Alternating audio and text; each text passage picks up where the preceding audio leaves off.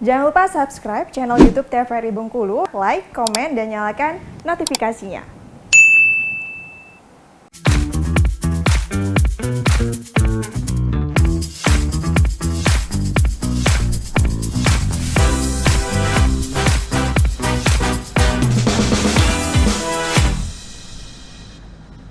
Balik lagi di Opini, obrolan pagi ini masih dengan tema yang sama, yaitu tutor milenial bersama dengan Nanda. Nanda, kamu pernah gak sih ketika ngajar tuh lagi ada problem atau masalah, jadi mood kamu jelek banget, tapi waktu itu kamu harus ngajarin teman-teman agar asik suasananya. Berat gak sih? Pernah gak kayak gitu? Pernah Mbak, sering malah.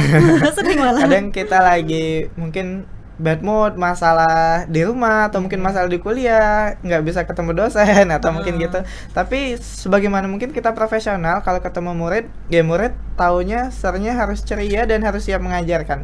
Jadi mungkin di 15 menit sebelumnya Fernanda coba dengar lagu dulu atau mungkin nonton YouTube yang singkat supaya mengembalikan mood gitu, Mbak. Oke. Ini sebenarnya kalau kamu sendiri melihat untuk menjadi tutor profesional itu harus mengerti semua ilmu bahasa Inggris kah, dan juga atau memang harus ada juga pendekatan sama siswa-siswa kamu?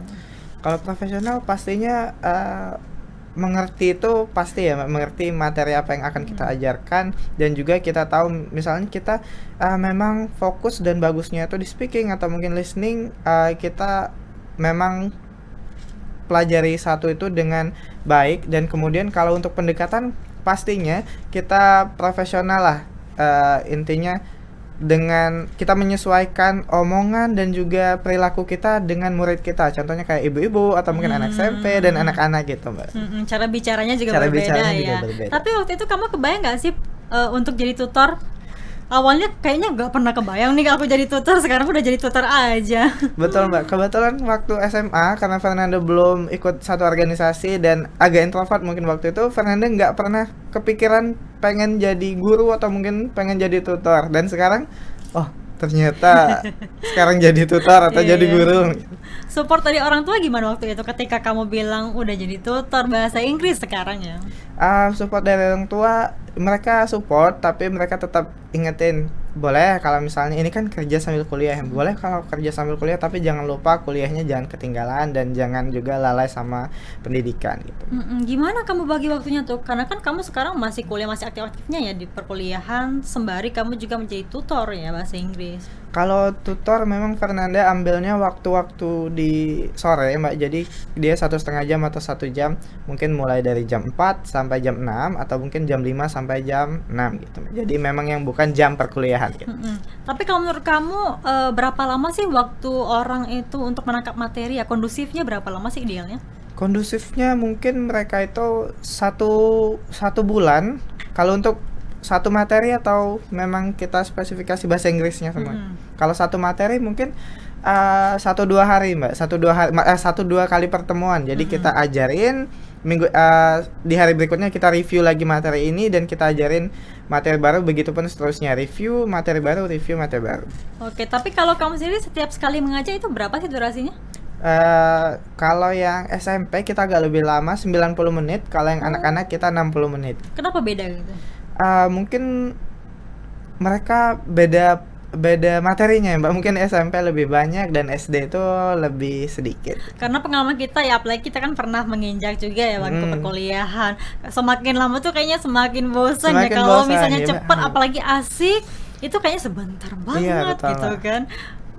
Mungkin kalau kenapa anak-anak lebih singkat, betul tadi, anak-anak itu lebih mudah bosan kalau kita nggak ada sesuatu yang baru terus. Kalau anak SMP mungkin kalau anak SMP dan anak SMA di awalnya dulu mereka bosan, kemudian mereka baru antusias di ujung-ujung dan di tengahnya. Kalau anak SD mereka antusias terus, tapi kalau udah kelamaan mereka bosan gitu.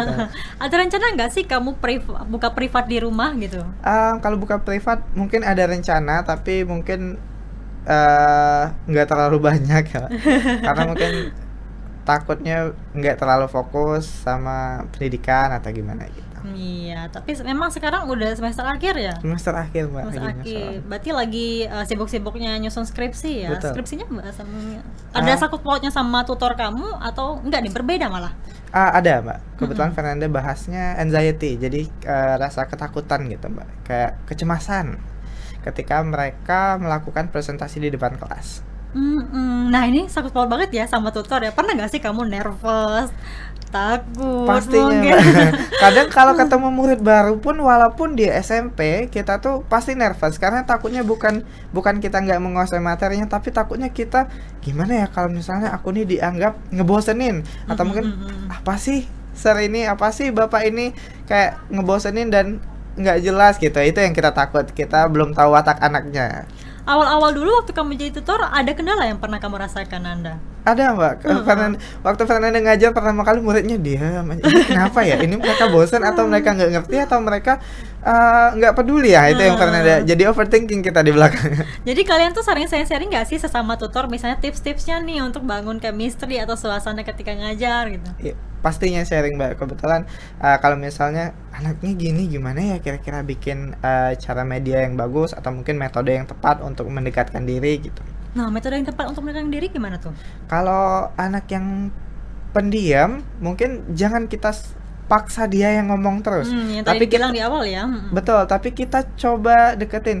Kalau kita jangan ngomongnya pendapat kamu gimana, coba kamu maju ke depan. Biasanya kalau pendiam dia nggak mau maju ke depan, tapi kalau dia disuruh duduk di tempatnya tapi sambil coba bacain inilah batas ini aja gitu, kita coba pendekatannya itu biasanya dia mau. Oke, mungkin dari Nanda sendiri ada nggak sih tips-tips bagi teman-teman kuliah, misalnya enak banget ternyata jadi tutor sembari perkuliahan, tapi memang harus bisa bagi-bagi waktu ya Anda ya. Kalau bagi teman-teman kuliah, terkhususnya kuliah pendidikan bahasa Inggris, cobalah jadi tutor karena memang kita setelah lulus nanti SPD sarjana pendidikan otomatis itu nanti yang akan kita geluti menjadi guru dan pengajar. Cobalah dari sekarang dicoba cari pengalaman dulu sebelum kalian lulus gitu. Iya, menjadi tutor untuk juga sebagai pengalaman ya. Betul. Nggak semua bahasa Inggris doang sih, tapi Iya. semua jurusan juga bisa melakukan hal itu ya. Tapi kalau Nanda sendiri cita-citanya jadi apa sih? Fernanda mungkin jadi dosen atau mungkin jadi pengusaha. Fernanda antara dua itu. Yang penting ada sangkut pautnya sama tutor Iya. juga ya. Ilmu dari tutor pun bisa diimplementasikan ke kerjaan kamu ya. Tapi kamu nggak mau merantau ya? Merantau mungkin stay di Bengkulu, tapi tetap juga ada experience atau pengalaman keluar gitu. Ada nggak sih target yang belum tercapai sampai sejauh ini, Nanda? Target yang belum tercapai ada Mbak. Fernanda pengen banget ikut satu program, yaitu kayak ke luar negeri, apapun itu pokoknya ke luar negeri lah. Coba dulu Fernanda mau memang pernah beberapa kali mengikuti program ke luar negeri, tapi memang belum rezekinya gitu Mbak. Kan ada juga tuh ya pertukaran pelajar di kuliah ya. Kamu sempat ngikutin nggak sih?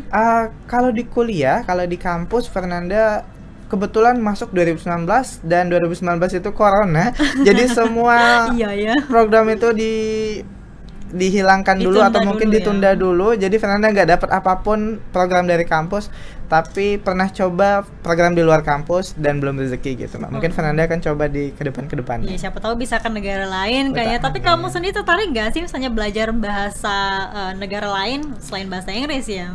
Tertarik Mbak, kebetulan waktu SMA Fernanda pernah beberapa kali coba bahasa Mandarin dan bahasa Jerman, tapi memang agak lebih sulit. Sekarang masih belajar? Enggak.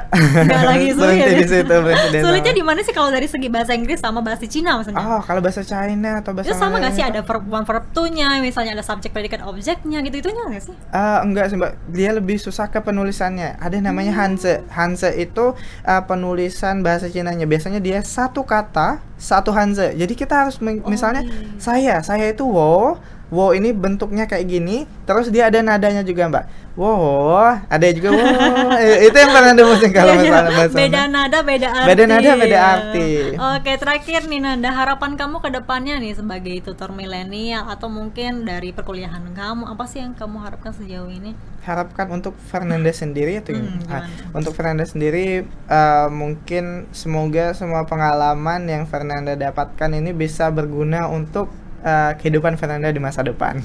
Kalau untuk dari tutor sendiri, tutor bahasa Inggris sendiri? Kalau dari tutor bahasa Inggris, mungkin semoga apa yang kita beri ke anak murid itu juga berguna bagi mereka. Apa yang kita ajarkan bisa membuat mereka lebih baik untuk kedepannya. Oke, terima kasih Nanda sudah bersama kami di Opini pada pagi hari ini. Semoga kita bisa berjumpa lagi di waktu ya. Siapa tahu nih, aku jadi murid kamu. Boleh. Oke, pemirsa, kami akhiri Opini pada pagi hari ini. Jangan lupa terus saksikan Opini setiap hari Senin sampai dengan Jumat pukul 8 pagi hanya di TVRI Bengkulu bersama Kito Maji. Sampai jumpa.